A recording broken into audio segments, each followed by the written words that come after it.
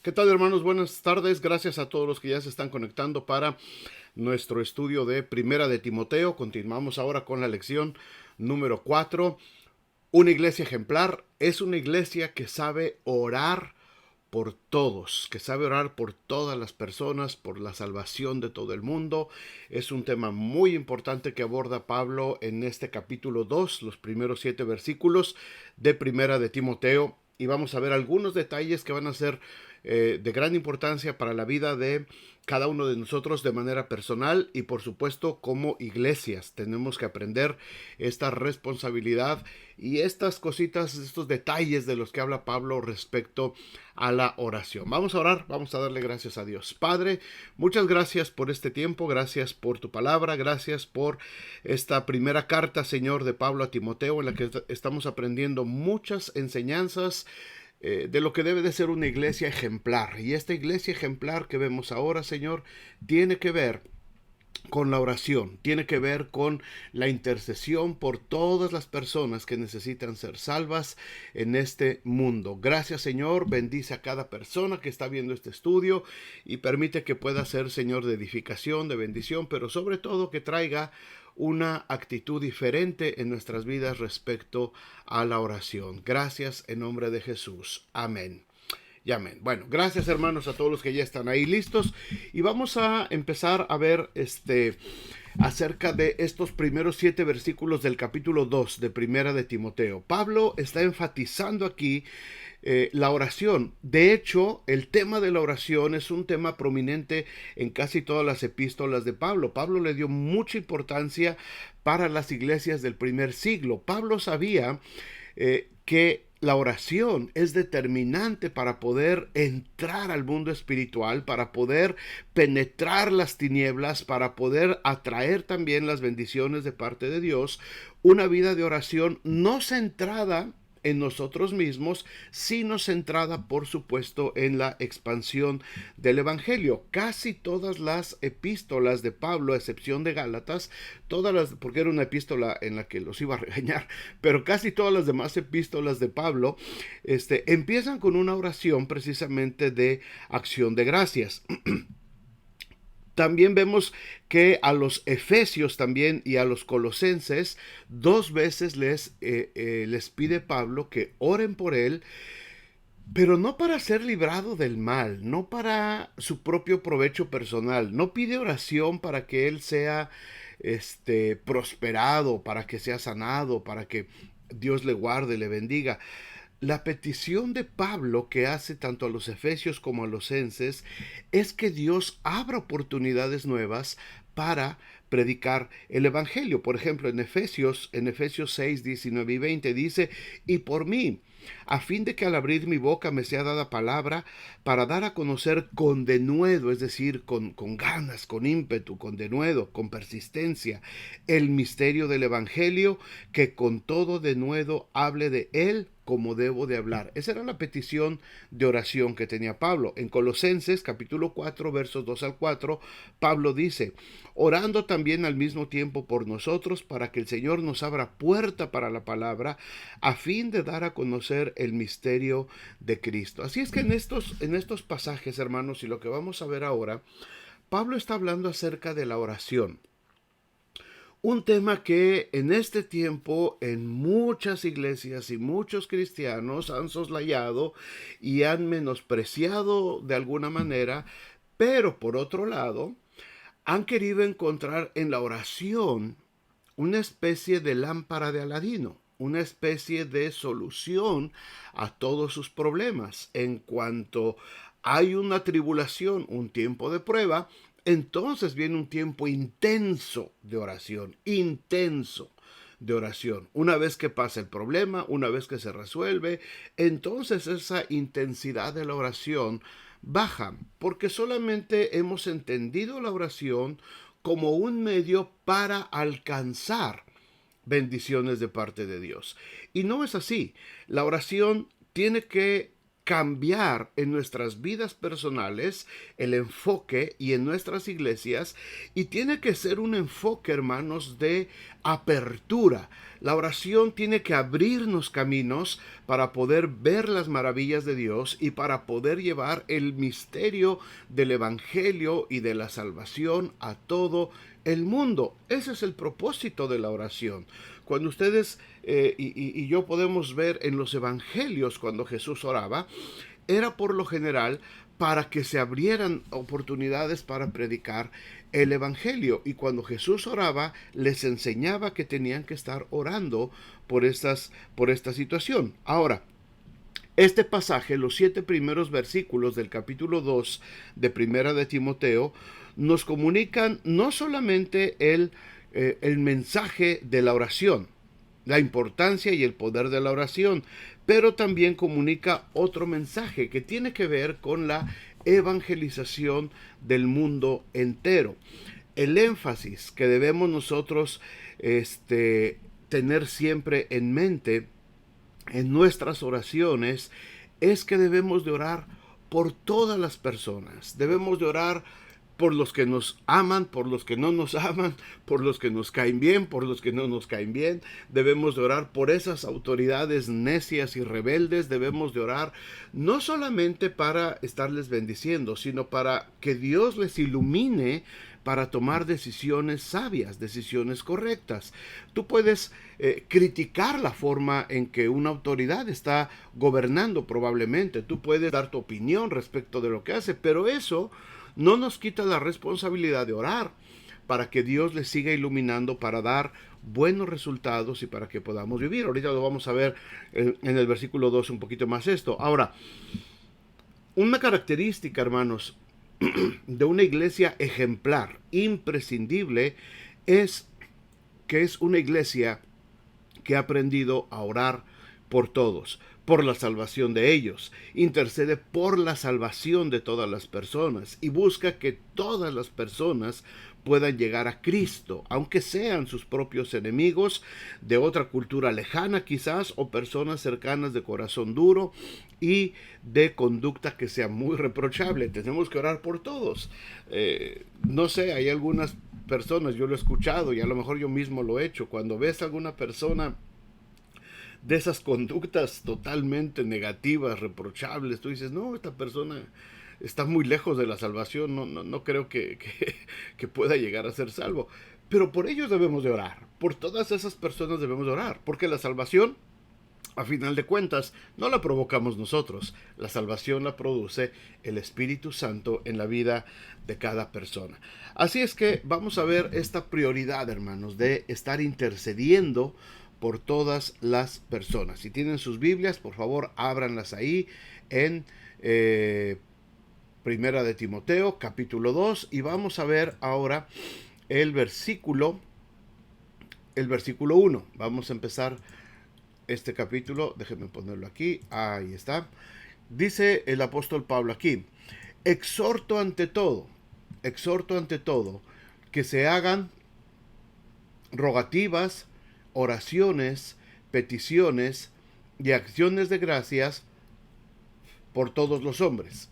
Otra vez, exhorto ante todo, dice Pablo, a que se hagan, número 1, rogativas, número 2, oraciones, número 3, peticiones y número 4, acciones de gracias.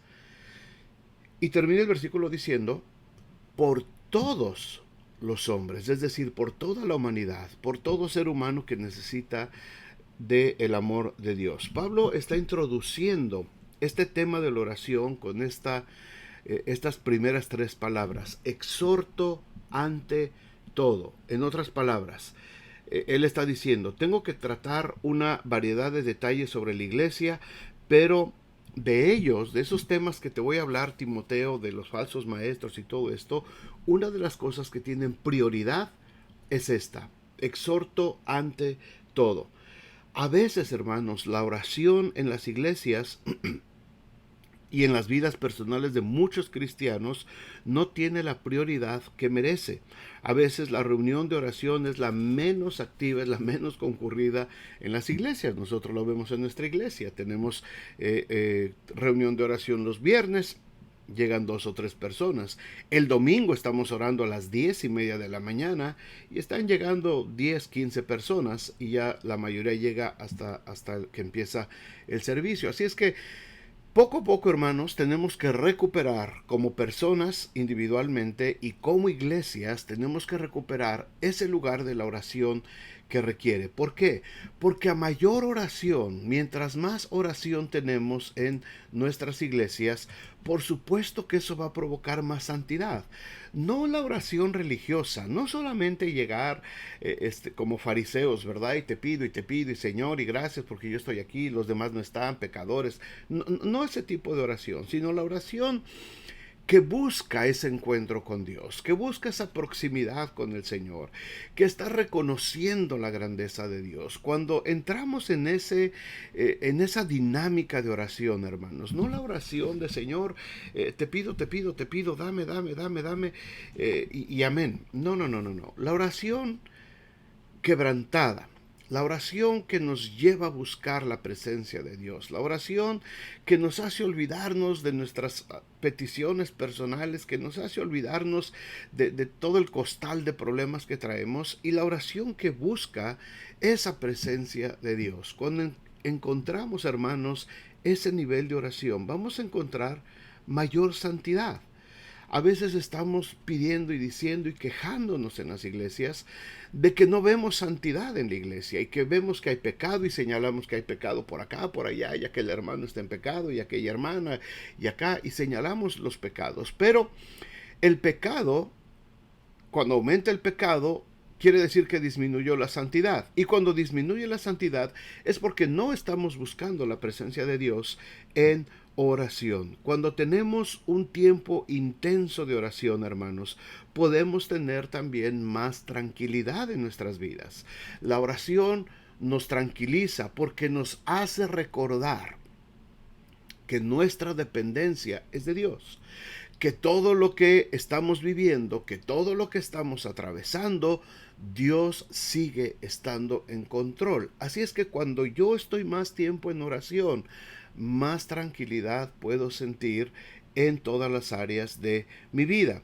Cuando tenemos más oración, entonces yo puedo ver también más fruto del Espíritu Santo y más fruto del trabajo que estamos realizando para el Señor en la iglesia.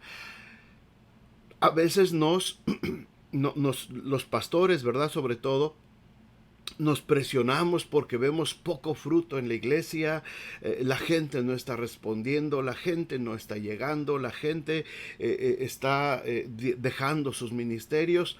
Hay que orar, y el Señor empezará a redarguir corazones y el Señor empezará a traer a la gente que tiene que venir para que pueda seguirse desarrollando el ministerio y la misión, sobre todo, que Dios nos ha dado. Así es que a mayor oración, hermanos, más santidad; a mayor oración, más tranquilidad de nosotros; a mayor oración, más fruto. Ahora, Pablo está empleando aquí 4 términos para referirse a la oración, ¿verdad? Son 4 términos que tienen diferentes significados en el área de oración de nuestras iglesias. No varía mucho estos 4 vocablos, estas 4 expresiones, no es una gran diferencia, pero sí el énfasis que Pablo trata de hacer respecto a la oración. Cada uno de estos términos habla de algo importante, de un tema importante, de una sección importante de la oración. Empieza, por ejemplo, diciendo que se hagan rogativas. Rogativas proviene del verbo original que habla acerca de necesidades, de necesitar. Describe la oración que es motivada por un profundo sentimiento de necesidad. También enfatiza la importancia de la oración porque se usaba para presentar una petición delante del rey. Fíjense qué interesante vocablo, ¿verdad? Cuando alguien iba a presentar una necesidad delante de una autoridad, delante del rey. A eso le llama Pablo esas rogativas, es decir, una petición, una necesidad. Es importante este vocablo, hermanos. Cuando nosotros nos presentamos delante de Dios, cuando llegamos delante del Señor en oración, tenemos que llevar una actitud de necesidad. Ojo, no estoy hablando de necesidades personales, materiales, físicas. Estoy hablando de necesidad espiritual. Necesito que el rey me escuche primero, ¿verdad?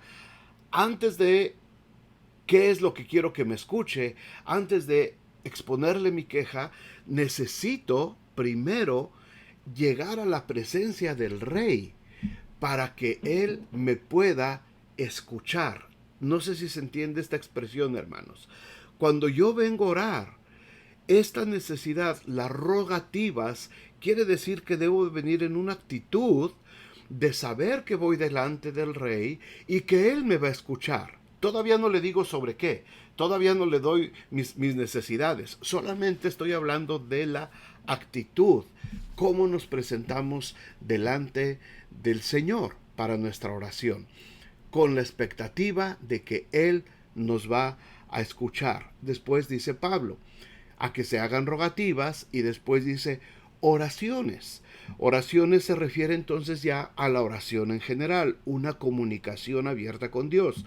¿Ya pude entrar al salón de la gracia? ¿Ya pude entrar al trono de Dios? A través de mis rogativas, de una buena actitud, llegué delante de la presencia de Dios. Ahora puedo empezar a platicar con el rey. Ya lo tengo frente a frente, estamos listos, ya pasamos todos los protocolos. Ahora puedo empezar a platicar con el rey a través de la oración.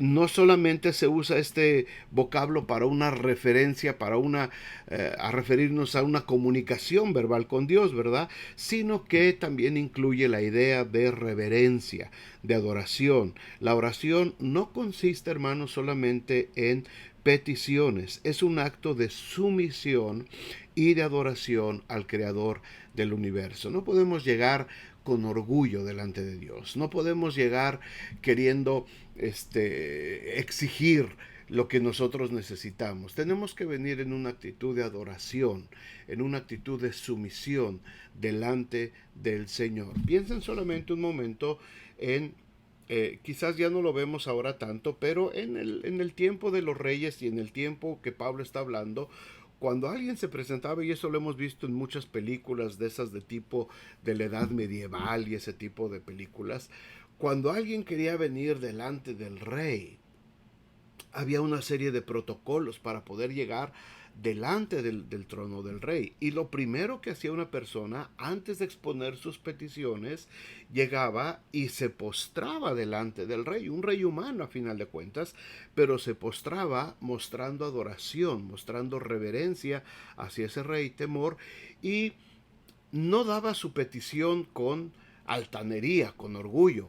Decía, si al rey le parece bien, yo quisiera exponerle esta situación, mire, está pasando esto y esto y esto, pero en una actitud totalmente de reverencia. A eso se refiere, hermanos. Hagan rogativas, hagan oraciones, y después habla acerca de peticiones en tercer lugar. El término peticiones significa acercarse a Dios con intimidad, con familiaridad, con confianza, como un niño con su padre, para expresar los deseos de su corazón. Ahora sí, entraste con rogativas, entraste con oraciones, ahora expón tus peticiones. Empieza a hablar con familiaridad ahora con Dios. Cuéntale cómo te sientes, cuéntale tus penas, cuéntale lo que estás viviendo, lo que estás experimentando. Había un himno, hay un himno que se cantaba antes, ojalá algún día lo podamos volver a recordar, que dice, oh, qué amigo nos es Cristo. Dice, Él llevó nuestro dolor y nos manda que llevemos todo a Dios en oración. Y después empieza a decir una serie de circunstancias. Te desprecian tus amigos, cuéntaselo en oración. Sientes que la vida está siendo difícil, háblalo con Él en oración. Cuando sientes que las cosas están caminando mal, llévaselo en oración. Porque dice, vive el hombre desprovisto de paz, de gozo y de amor. ¿Por qué? Esto es porque no llevamos todo a Dios en oración, dice este himno, oh que amigo nos es Cristo. Así es que venimos con peticiones delante de Dios, con familiaridad, con confianza, como el niño que va con el padre a pedirle algo desde lo profundo de su corazón. Y finalmente, después dice aquí, de que se hagan rogativas, oraciones, peticiones, termina Pablo estos términos diciendo con acciones de gracias. Acciones de gracias, un elemento que es imprescindible, hermanos, en la oración.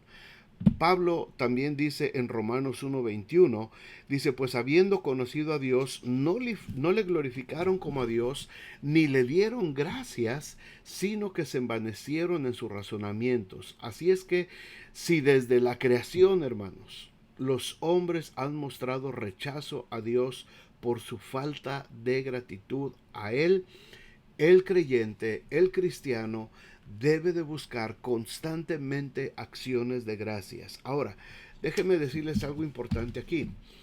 Cuando hablamos de acción de gracias, no estamos hablando de una expresión. Señor, muchas gracias por lo que me das. Gracias. Señor, muchas gracias por esto. Señor, ya di mi acción de gracias. No. Acción de gracias no es una expresión. Acción de gracias denota una acción. Una acción. Es algo que tienes que hacer para mostrar esa gratitud. Cuando tú tienes a tus hijos y les compras algo o les vas a dar algo, les prometiste un regalo, tú esperas que te digan gracias. Pero antes de que te digan gracias, muchas veces condicionaste ese regalo, ¿verdad? Ok, si yo veo que tú te portas bien durante el siguiente mes, entonces te puedo dar el regalo que tú quieres. Si yo veo que tú estás ayudando en la casa, si yo veo que tú eres obediente en casa, si yo veo que eres diligente con tus estudios, con lo que estás haciendo, te voy a dar entonces una recompensa o el regalo que me estás pidiendo. Y cuando se lo das, el niño te dice, gracias papá, gracias mamá. Pero esa acción de gracias vino acompañada de una acción.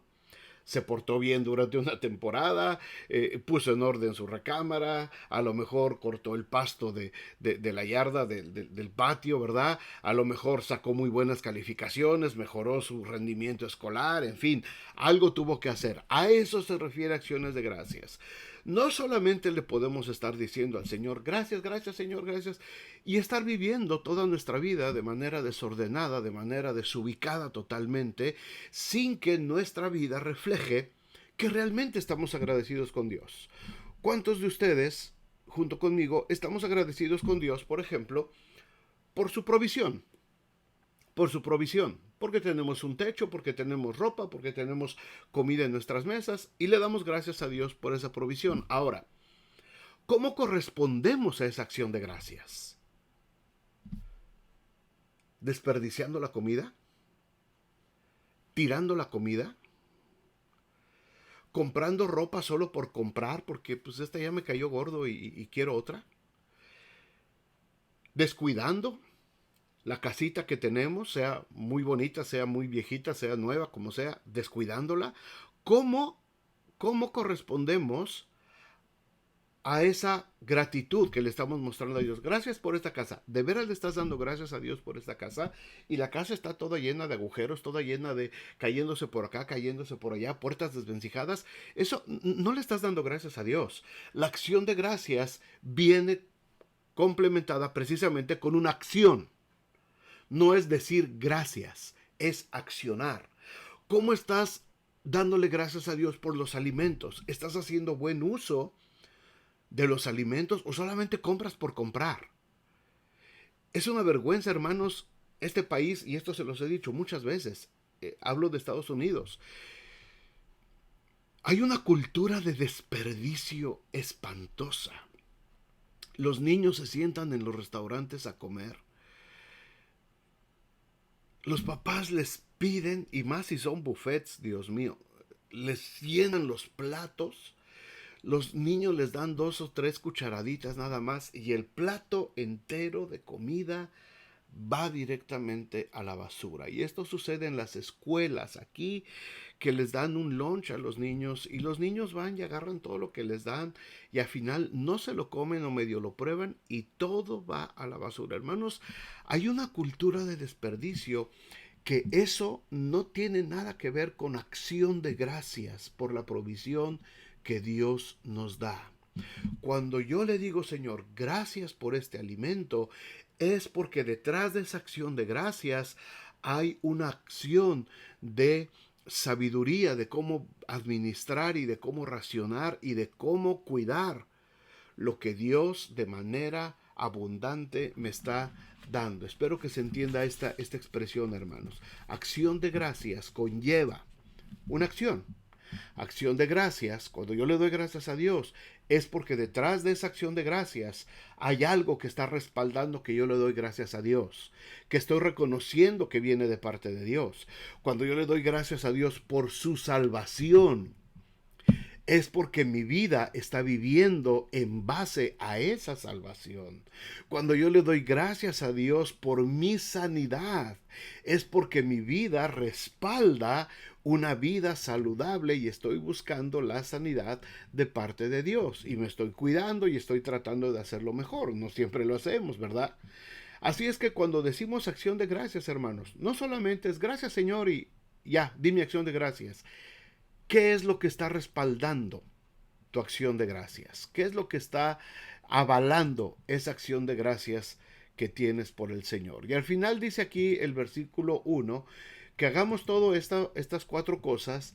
Dice, por todos los hombres. Es interesante que en este párrafo se repiten varias veces la palabra todos, todos, ¿verdad? Pablo está insistiendo en este párrafo sobre la oración que la iglesia ejemplar tiene que ser una iglesia que ha aprendido a orar por todos. Es una iglesia que ora por todos. Así es que dice, hagamos todo esto, dice, por todos los hombres. El versículo 2 dice, por los reyes y por todos los que están en eminencia, es decir, en autoridad, para que vivamos quieta y reposadamente en toda piedad y honestidad. Ahora, aquí Pablo está señalando a un grupo particular por el cual los creyentes en la ciudad de Éfeso, donde está Timoteo que le está escribiendo, tenían que estar intercediendo de manera permanente. Es posible que los cristianos descuidaron este deber porque veían a las autoridades de ese tiempo como sus enemigos, como sus opresores. Era el imperio romano que estaba oprimiendo a los cristianos. El rey, por supuesto que se refiere al emperador en ese tiempo, y en ese tiempo el emperador era Nerón, hermanos, una persona nefasta que estaba matando cristianos y que estaba persiguiendo cristianos y que estaba en contra de todos los que se levantaran a favor de la causa de Jesucristo. Y Pablo les dice, tienen que orar por Nerón, tienen que orar por ese emperador. Era muy difícil para los que amaban la santidad y la justicia sentir respeto por un líder egocéntrico, injusto como Nerón. Sin embargo, Pablo les enseña que es una obligación cristiana respetar el puesto y que ninguna persona es tan importante ni demasiado mala como para que el creyente no ore por él. Todos los que están en eminencia, dice aquí Pablo, se refiere a los funcionarios abajo del rey, a todos los que estaban en algún cargo político de rango inferior. El creyente debe de aprender a orar por todas las personas, todas las autoridades que nos gobiernan en cualquier esfera de gobierno, nos guste o no nos guste su forma de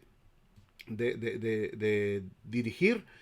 nosotros tenemos que orar por ellos, para que el Señor también les ilumine, para que lo puedan hacer mejor, para que puedan orar de una manera, puedan obrar de una manera más responsable. Esto no quiere decir y no nos quita el hecho de que nosotros podamos tener y que nosotros estemos opinando y que podamos dar nuestra opinión respecto de lo que es la vida política de nuestros países. Pero eso debe de ir acompañado, por supuesto, siempre de oración. Todos los que están en eminencia. Este versículo, hermanos, está indicando un modo muy práctico por el cual debemos de interceder por las autoridades, ¿verdad? Los cristianos debían orar por todos, los que están en eminencia, autoridades, para que pudieran tomar decisiones favorables a la nueva fe, al cristianismo que estaba empezando a desarrollarse. Que la oración era que permitieran que las iglesias pudieran seguir tranquilamente la predicación del evangelio y la edificación de los creyentes. Ahí está diciendo en el versículo 2, dice, para que vivamos primero de manera quieta, es decir, se refiere a las circunstancias que rodeaban a los cristianos, que podamos estar quietos todos, ¿verdad? Y reposadamente habla acerca de la paz interna que experimenta una persona. Cuando estamos, hermanos, nosotros en presencia de alguna injusticia, cuando vemos alguna injusticia en la televisión o cuando nos enteramos en las noticias de que un gobernante, un funcionario público de cualquier dependencia hizo algo injusto, es muy normal que nos llenemos de indignación, ¿verdad? Que nos sintamos indignados, reprobamos esa acción que está pasando. Sucedió esto acá, sucedió esto acá, este hombre dijo esto dijo eso. Entonces, Pablo está pidiendo que oremos por ellos para que nosotros podamos vivir reposadamente, para que todo ese tipo de injusticias que vemos todos los días de parte de las autoridades no alteren nuestra vida, nuestra comunión con Dios, que eso no haga que nosotros reneguemos de nuestra fe. ¿Por qué Dios no se los lleva? ¿Por qué Dios no los elimina? No. Pablo está orando y aquí dice para que vivamos quieta y reposadamente, o sea, nosotros, para que como cristianos nosotros podamos tener paz en nuestro corazón. Hay muchas razones, por supuesto, por las que tenemos que seguir intercediendo por los que están en autoridad. Porque la oración es una de las respuestas cristianas a los problemas políticos y socioeconómicos de nuestros países. Cuando la iglesia ora, cuando la iglesia realmente se pone a orar, muchos problemas políticos, económicos, sociales, se van resolviendo favorablemente para que la iglesia pueda seguir funcionando. Ojo, cuando Dios contesta oraciones, cuando Dios resuelve situaciones políticas, conflictos, se desató una guerra, se desató una guerrilla, hubo un atentado y la iglesia empieza a orar. No es para que digamos, ay, es que ya ganó mi partido político que yo quería, ganó el líder político que yo quería. No, no es para eso. La iglesia ora para que se sigan abriendo puertas para predicar el evangelio. Es el propósito de la oración de la iglesia. Así es que tenemos que vivir, como dice aquí también Pablo, quieta y reposadamente, dice, en toda piedad y honestidad. ¿Qué quiere decir en toda piedad? Significaba con devoción, con reverencia que producen las actitudes hacia una buena conducta que le agrada a Dios. Y la honestidad significa dignidad, honor, la calidad de vida que surge de una excelencia moral y por eso merece el respeto de los hombres. Que vean que somos honestos, estamos orando, estamos buscando del Señor, estamos inconformes quizás con lo que está sucediendo, pero eso no nos quita la paz. Nosotros seguimos viviendo quieta y reposadamente porque nuestra confianza está puesta en Dios, nuestra esperanza está puesta en el Señor. Así es que Dios nos manda a que oremos por nuestras autoridades, por todos los que están en eminencia, para que podamos vivir de manera quieta, reposada, en toda piedad y honestidad. ¿Por qué debemos orar por todos? Los versículos 3 al 7. nos hablan de por qué. Aquí hay por lo menos 5 razones que vamos a ver por qué debemos de orar por todas las personas. ¿Qué dice el versículo 3? Dice, porque esto es bueno y agradable delante de Dios nuestro Salvador. Esto es bueno y agradable delante de nuestro Salvador. Número 1, porque Dios desea, hermanos, que todos nosotros también podamos ser salvos. Miren lo que dice el versículo 4. El cual quiere, o sea, Dios quiere que todos, nuevamente la expresión todos, ¿verdad? Por segunda vez. El cual quiere que todos los hombres sean salvos y vengan al conocimiento de la verdad. ¿Por qué debemos de orar? ¿Por qué debemos de permanecer orando? Porque Dios desea que todos puedan ser salvos. Todos debemos de orar porque la salvación pueda llegar, hermanos, a todas las personas. No solamente a los que nos caen bien, no solamente a los que nosotros pensamos que debemos de predicar el Evangelio, sino a todos. Dios vino a salvar y la Biblia dice, de tal manera amó Dios al mundo, al mundo. Y esto está hablando de toda la humanidad. No está hablando solamente de una sección, no está hablando de un país, no está hablando de una etnia, no está hablando solamente de los judíos o de los griegos, está hablando de la humanidad en todas sus culturas, en todos sus lenguajes, en todos los lugares donde se encuentra la humanidad. Así es que Dios desea que todos sean salvos y esto debe de estar, hermanos, presente en las oraciones de nuestras iglesias. Salvación por toda la humanidad. Salvación. Bueno, es que nosotros oramos localmente por los que están aquí cerquita de nosotros. No. Nuestra oración viene porque Dios quiere que todos sean salvos. Dios quiere que todos puedan tener salvación, es lo que está diciendo este versículo, el cual quiere que todos los hombres sean salvos y vengan al conocimiento de la verdad. Cuando Jesús estaba en la cruz, Él estaba muriendo por toda la humanidad. Y cuando Él resucita y comisiona a la iglesia, le dice, id por todo el mundo. No les dijo solamente por ciertos lugares. Él les dijo, id por todo el mundo y predicad el evangelio a toda criatura. Todos tienen que ser salvos.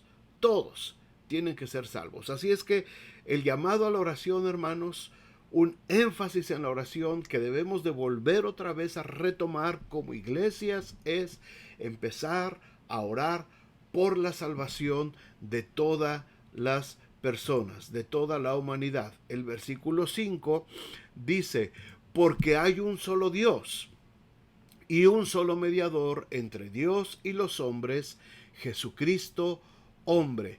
Dios es el Dios de toda la humanidad. Hay un solo Dios y un solo mediador entre Dios y los hombres, Jesucristo, hombre. ¿Por qué debemos de orar por todos? Porque nuestro Dios, el Dios que amamos, al Dios que servimos, el Dios que nos ha dado vida eterna, es el Dios de toda la humanidad. Oye, pero ¿a poco de esa gente que es mala y está matando cristianos allá en aquel país ahorita, en Oriente Medio? Dios es Dios de toda la humanidad. Oye, pero aquel vecino que siempre me está haciendo daño y que me lastima el carro y que siempre me hace la vida imposible. Dios es Dios de toda la humanidad. Y aquel compañero de escuela que me molesta y que me hace bullying y que me trata mal y que Dios es Dios de toda la humanidad. Hay un solo Dios. Un solo Dios. Y ese Dios quiere que todos puedan tener la oportunidad de escuchar. ¿Por qué? La razón número 3, en el mismo versículo 5, porque Cristo es el mediador de toda la humanidad. Cristo es el mediador de toda la humanidad. Hay un solo mediador entre Dios y los hombres, es decir, entre toda la humanidad. Solamente hay un Dios y un mediador, Jesucristo, hombre, lo cual pone a la iglesia, hermanos, escúcheme bien, pone a la iglesia en una situación de responsabilidad a favor de toda la humanidad. Y alguien puede, pero nosotros somos un grupo muy chiquito aquí, nada más en la iglesia, hermanos. No se trata de cuántos son. No se trata de cuántos llegan a la oración. No se trata de si son poquitos, si son muchos, si son poderosos. Es que este hermano casi no ora. Es que aquella ancianita casi no nos ayuda en la oración. Es que llegaron poquitos gentes aquí. No tiene que ver con cantidades, ni si son jóvenes, si son ancianos. No tiene que ver con este tipo de cosas. Tiene que ver con Dios, con que tenemos un solo Dios, tenemos un solo mediador y ese Dios es para toda la humanidad. La oración, Jesucristo dijo, donde estén 2 o 3 congregados en mi nombre, ahí estaré yo en medio de ellos. Así es que si Dios, Jesucristo, el Espíritu Santo está en medio de nosotros, en ese pequeño grupo de oración, en esa pequeña célula de oración, si Dios está ahí, Dios está escuchando nuestro clamor, nuestra intercesión por toda la humanidad, por todos los hombres, para que la salvación pueda extenderse por todas las regiones del mundo. Una iglesia ejemplar es una iglesia que ora constantemente por la salvación de todo el mundo. El siguiente versículo nos da otra razón muy importante. Porque Cristo murió por todos, el cual se dio a sí mismo en rescate por todos, de lo cual se dio testimonio a su debido tiempo. Nuevamente la palabra todos. Todos. Jesucristo murió. Jesucristo se dio a sí mismo en rescate por todos, sin excepción. Sin excepción. A veces, hermanos, en las iglesias hacemos excepciones. A veces como cristianos decimos, yo quisiera que esta persona viniera a la iglesia y que fuera, pero esta no. Esta persona a lo mejor me hizo daño en el pasado, a lo mejor me lastimó, a lo mejor me ofendió, a lo mejor tuve un pleito. Y ahora que yo estoy en la iglesia, yo no quisiera que esta persona, pero ¿qué pasa cuando Dios decide que sí? Y tú ya estás en la iglesia, ahora has conocido de Cristo, ahora conoces la salvación, ahora has sido salvo por gracia. Y de pronto el Señor trae a la iglesia a esa persona que te hizo un daño, que te hizo un mal, que pasó alguna circunstancia difícil, y el Señor la trae también porque a Él le plació, porque su salvación es para todos, porque Él se dio en rescate por todos. Los que te aman, los que te quieren, los que te cuidan, pero también por los que te odian, por los que te maltratan, por los que no te quieren. También murió por ellos. Y el Señor ha abierto la puerta para todas las personas. ¿Cuántos de nosotros estamos dispuestos a orar hoy probablemente y decirle al Señor, Padre, yo te pido que traigas a la iglesia a esta y esta y esta y esta persona? Y menciona las personas que más daño te han causado en tu vida. ¿Seríamos capaces de hacer eso, hermanos? ¿Tendríamos la fe necesaria para pensar que Dios puede hacer algo así? Hace poco vi un video de un predicador en una campaña evangelística. Está predicando y junto con él está otro hermano y los dos están predicando en esa campaña y los dos están, habla uno y después le da la palabra al otro y el otro sigue predicando. Y después dan su testimonio. Y este predicador dice, este hermano que está conmigo aquí predicando, él fue el asesino de mi hijo. cuando este hombre estaba en las pandillas, cuando este hombre estaba metido en las drogas, este hombre asesinó a mi hijo. Pero Cristo lo rescató, Cristo lo redimió. Y ahora los dos, el padre y el asesino de su hijo, juntos predican la salvación a todos los hombres, dando un testimonio de que el Señor se dio a sí mismo por todos, sin importar lo que haya pasado. Yo no sé si alguno de nosotros nos atreveríamos. Tendríamos el tamaño de fe necesario para hacer eso. No sé si algunos de ustedes y yo personalmente, al terminar ahorita este estudio bíblico, seremos capaces de doblar nuestras rodillas y recordar a esas personas que quizás nos hirieron en el pasado, que quizás nos lastimaron, que quizás hicieron algo en contra de nosotros, y doblar nuestras rodillas y decirle: Señor, te pido, te ruego por esta persona, que la traigas a la iglesia, que le des la oportunidad de reencontrarse contigo, que le des la oportunidad, Señor, de volver nuevamente al camino tuyo, si es que era de la iglesia o si no era de la iglesia. Señor, dale la oportunidad a esta persona que pueda llegar a conocer el amor de Jesucristo como lo he conocido yo. No sé si a algunos nos alcance la fe para poder hacer eso, hermanos, pero aquí nos los está pidiendo la palabra de Dios. No es Pablo solamente el que está hablando a Timoteo, es Dios hablándole a la iglesia. Y cuando entendemos que la salvación, hermanos, se dio para todos, eso incluye aún a las personas que en algún punto de nuestra vida nos hicieron daño, nos causaron alguna molestia, provocaron a lo mejor algún problema del que nosotros quisiéramos huir. Pero este versículo dice que Cristo murió por todos.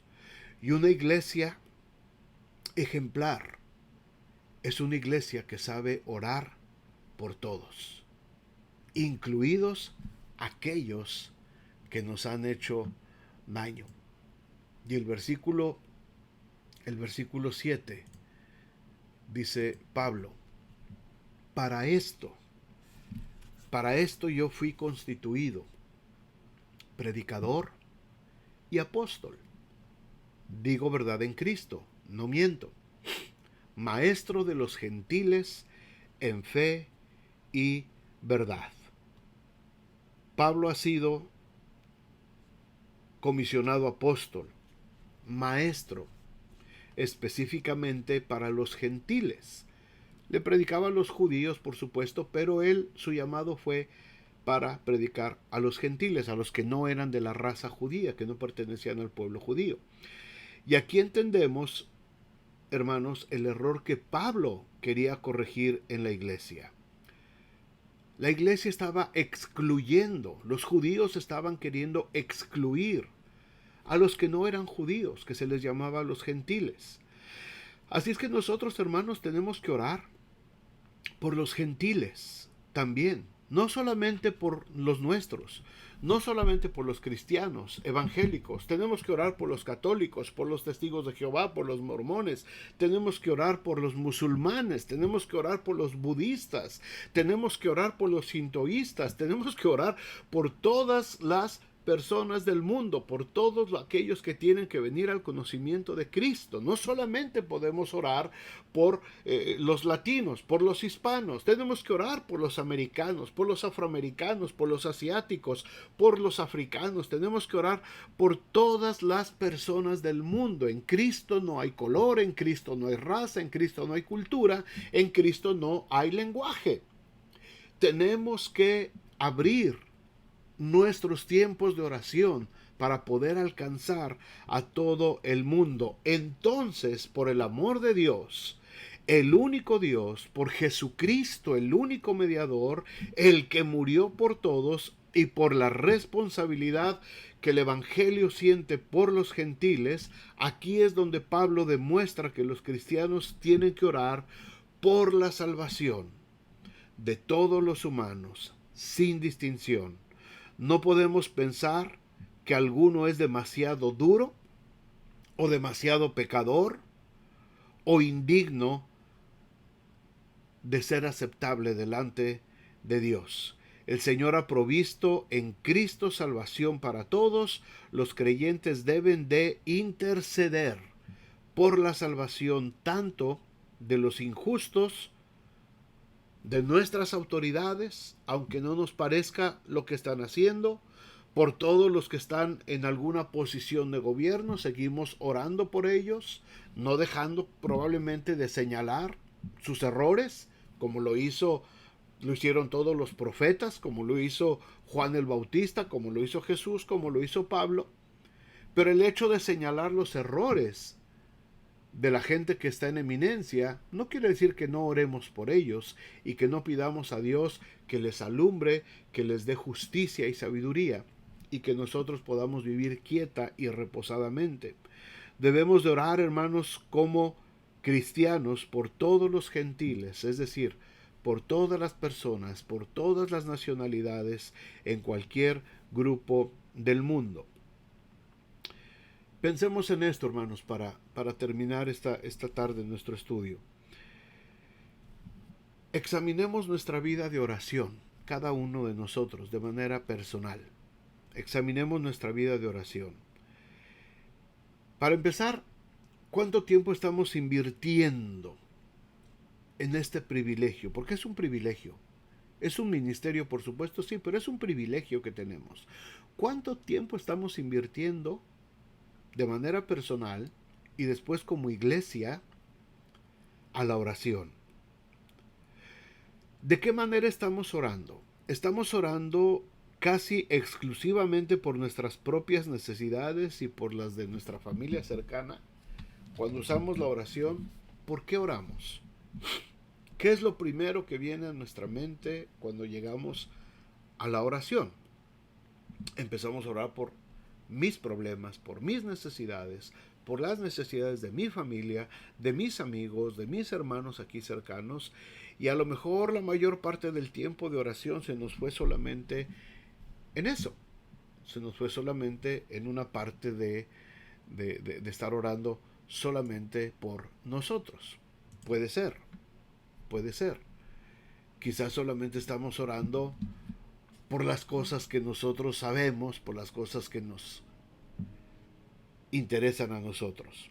¿Cuánto estamos expresando de gratitud a Dios? ¿Cuándo estamos expresando de esa sincera gratitud? ¿Y qué acciones están respaldando esa gratitud que decimos sentir por el Señor? ¿Le damos gracias por la comida? Sí. ¿Hiciste buen uso de la comida durante la semana? ¿Le damos gracias a Dios por nuestra casa? ¿Está bien cuidada la casa?